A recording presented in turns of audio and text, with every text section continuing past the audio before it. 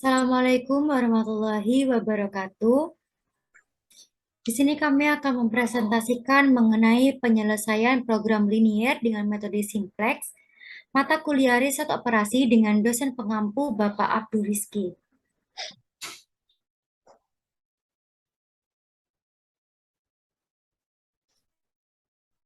Perkenalkan, kami dari kelompok 13 dengan anggota saya sendiri, Rahila Ilia Hairunisa dengan NIM 2018 10 10 10 30 dan teman saya yang bernama Lutfi Maya Salsabila dengan NIM 2018 10 10 10 35. Oke, yang pertama kita dapatkan suatu permasalahan, yaitu sebuah perusahaan memproduksi dua produk yang diproses pada dua jalur perakitan. Jalur perakitan satu disediakan 100 jam kerja, dan jalur perakitan dua disediakan 42 jam kerja. Setiap produk membutuhkan 10 jam waktu pemrosesan pada jalur satu. Sedangkan pada jalur 2, produk satu membutuhkan 7 jam dan produk 2 membutuhkan 3 jam. Keuntungan untuk produk satu adalah $6 per unit dan keuntungan untuk produk 2 adalah $4 per unit. Perusahaan ini menentukan berapa unit produk yang dihasilkan per produksi untuk memaksimalkan pendapatan totalnya. Oke. Dari permasalahan tersebut kita dapatkan tabel produksi. Pada jalur satu, kita ketahui bahwa produk satu dibutuhkan 10 jam pemrosesan, produk 2 membutuhkan 10 jam dengan batasan pada jalur satu adalah 100 jam. Dan pada jalur perakitan 2, produk satu membutuhkan 7 jam, produk 2 membutuhkan 3 jam dengan batasan 42 jam. Oke. Keuntungan dari produk satu diperoleh sebesar $6 dan keuntungan dari produk 2 diperoleh sebesar $4. Oke, dari permasalahan tersebut kita ubah ke dalam bentuk kanonik program linier, yaitu yang sebelum kita membuat program linier, kita harus tentukan variabel keputusan, fungsi tujuan, dan fungsi kendala. Dari permasalahan tersebut, kita tentukan variabel keputusannya, yaitu X1 adalah jumlah produk satu yang akan dibuat sekali produksi. X2 adalah jumlah produk 2 yang akan dibuat sekali produksi. Dan selanjutnya kita tentukan fungsi tujuannya, yaitu memaksimalkan nilai Z sama dengan $6 X1 ditambah $4 X2. Selanjutnya kita tentukan fungsi kendalanya, yaitu kendala pertama 10x1 ditambah 10x2 kurang dari 100. Fungsi kendala 2, 7x1 ditambah 3x2 kurang dari 42, di mana x1 dan x2 lebih dari 0. Karena kita ketahui dalam metode simplet, bentuk program linier yang digunakan adalah bentuk standar, sedangkan yang kita buat tadi ini masih dalam bentuk kanonik, sehingga kita harus mengubah bentuk kanonik ini menjadi bentuk standar.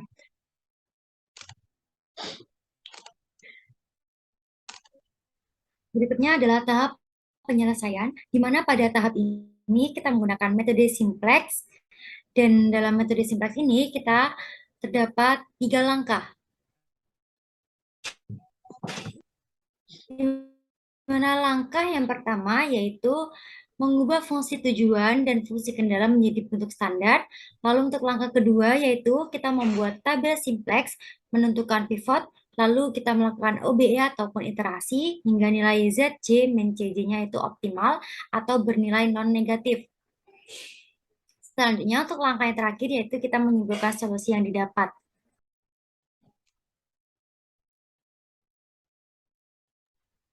Nah, untuk langkah yang pertama yaitu mengubah ke bentuk standar, di mana untuk fungsi kendala yang telah kita tentukan tadi, kita ubah ke bentuk standar. Pada fungsi kendala ini, kita menggunakan variabel slack yang berguna untuk mengetahui batasan-batasan dalam kapasitas dengan menambah variabel tambahan. Nah, untuk fungsi kendala yang pertama ini, kita tambahkan variabel slack 1, yaitu menjadi 10x1 ditambah 10x2 ditambah S1 sama dengan 100. Lalu untuk fungsi kendala 2, kita tambahkan juga variabel slack yang kedua, sehingga menjadi 7x1 ditambah 3x2 ditambah S2 sama dengan 42, di mana x1, x2, S1, dan S2 ini lebih dari sama dengan 0. Lalu untuk fungsi tujuannya juga kita ubah menjadi bentuk standar, di mana Z-nya ini menjadi $6 X1 ditambah $4 X2 ditambah 0 S1 ditambah 0 S2.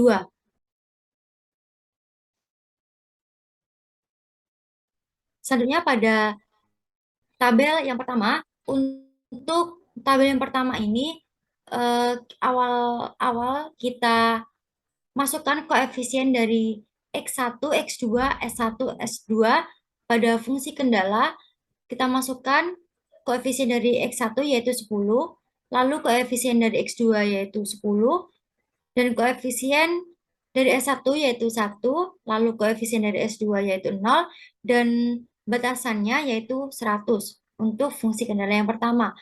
Lalu untuk fungsi kendala yang kedua, koefisien dari X1 yaitu 7, koefisien dari X2 yaitu 3, koefisien dari S1 yaitu 0, dan koefisien dari S2 yaitu 1 dengan batasan 42. Lalu di sini baris CJ ini kita isikan dengan koefisien dari X1, X2, S1 ataupun S2 pada fungsi tujuan, di mana koefisien dari X1 pada fungsi tujuan yaitu $6, sedangkan pada X2 koefisiennya yaitu $4, dan pada S1 dan S2 koefisiennya adalah 0. Untuk basisnya kita isi dengan S1 dan S2, dengan CB-nya ini kita samakan dengan CJ, yaitu S1 dan S2 ini CB-nya yaitu 0. Selanjutnya kita menentukan ZC min CJ-nya, yaitu dengan cara mengalihkan CB pada baris pertama ataupun baris kedua dengan kolom X1, X2, S1 ataupun S2 pada baris pertama ataupun baris yang kedua. Sehingga jika kita operasikan untuk CB pada baris pertama ini 0 dikalikan dengan kolom X1 pada baris pertama yaitu 10, 0 kali 10 sama dengan 0.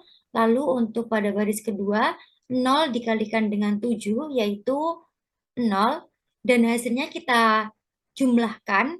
Lalu hasil dari penjumlahan tersebut kita kurangkan dengan CJ dari kolom X1 sehingga 0 hasil perkalian tadi dikurangi $6, maka hasil ZJ min CJ pada kolom X1 yaitu minus $6.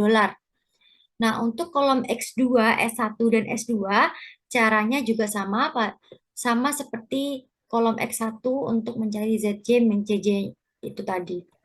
Sehingga diperoleh ZJ min CJ dari kolom X2 yaitu minus $4, pada kolom S1 yaitu 0, pada kolom S2 yaitu 0, dan pada kolom RHS atau batasan yaitu sama dengan 0. Lalu untuk menentukan rasio ini, kita tentukan terlebih dahulu ZC min CJ negatif terkecil, karena permasalahan yang kita hadapi yaitu permasalahan maksimasi, sehingga ZC min CJ-nya yang harus kita pilih yaitu negatif terkecil.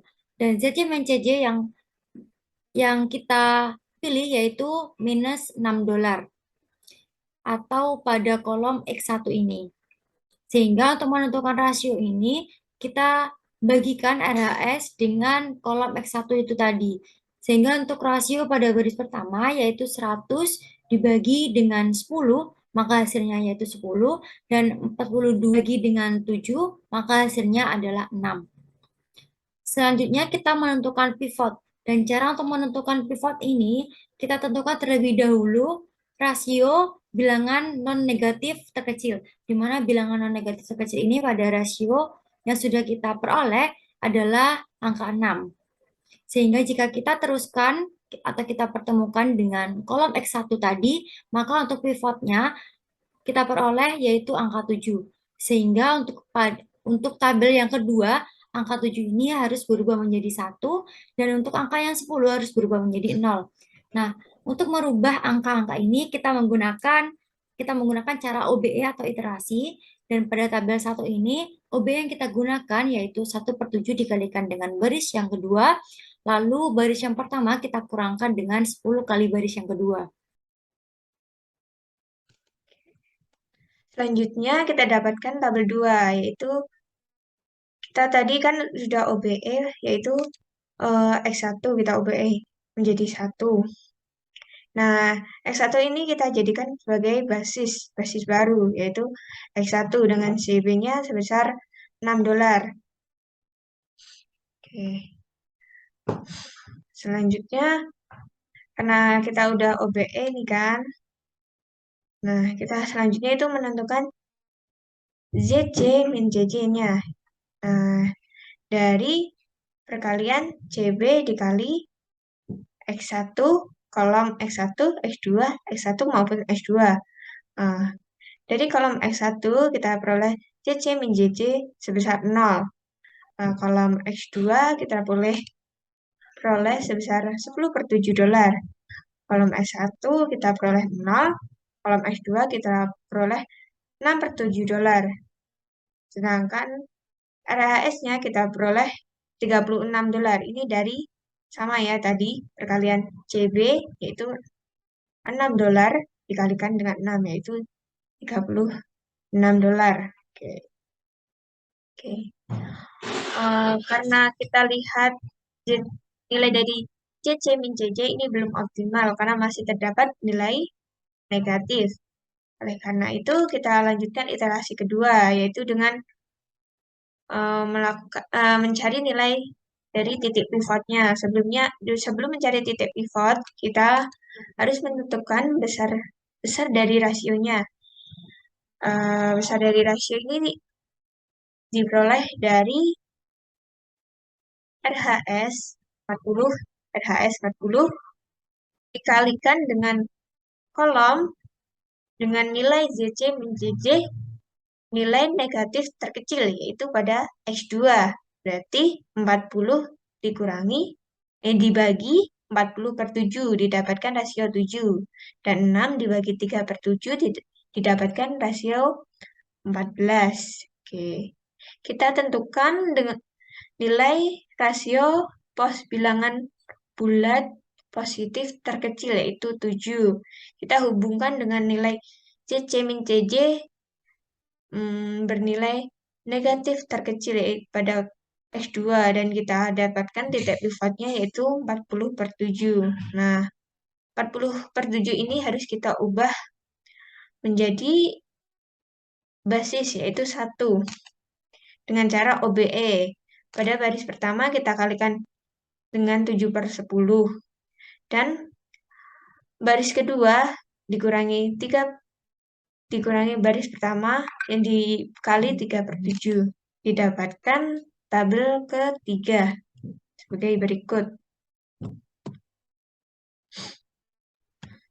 Oke, pada tabel ketiga ini masih sama caranya dengan pada tabel sebelum-sebelumnya, di mana pada tabel 3 ini dapat kita lihat untuk hasilnya, ini hasil OBE dari tabel yang kedua itu tadi.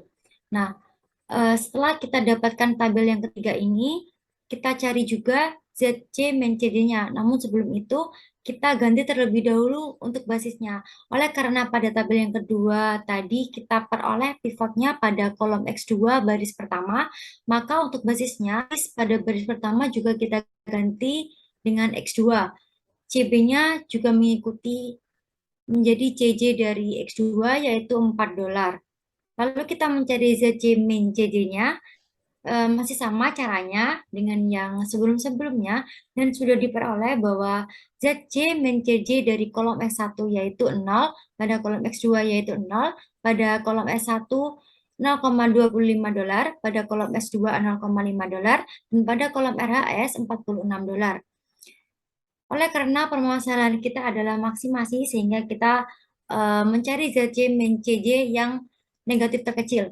Namun pada ZC min CJ tabel 3 ini tidak ada yang bernilai negatif sehingga Untuk tabel 3 ini, ZC min CJ-nya sudah optimal dan iterasi sudah dapat dihentikan. Oleh karena iterasi sudah dapat dihentikan, maka maka kita dapat menarik kesimpulan sebagai berikut. Oke, kita dapatkan suatu solusi, yakni kita dapatkan X1 bernilai 3, X2 sama dengan 7, S1 sama dengan 0, S2 sama dengan 0. Nah, nilai ini kita substitusikan ke dalam Z awal tadi, yaitu Z sama dengan $6 X1 ditambah $4 X2 ditambah 0 S1 ditambah 0 S2. Didapatkan Z sama dengan $6 dikali 3 ditambah $4 dikali 7 ditambah 0 ditambah 0. Dan Z sama dengan $46.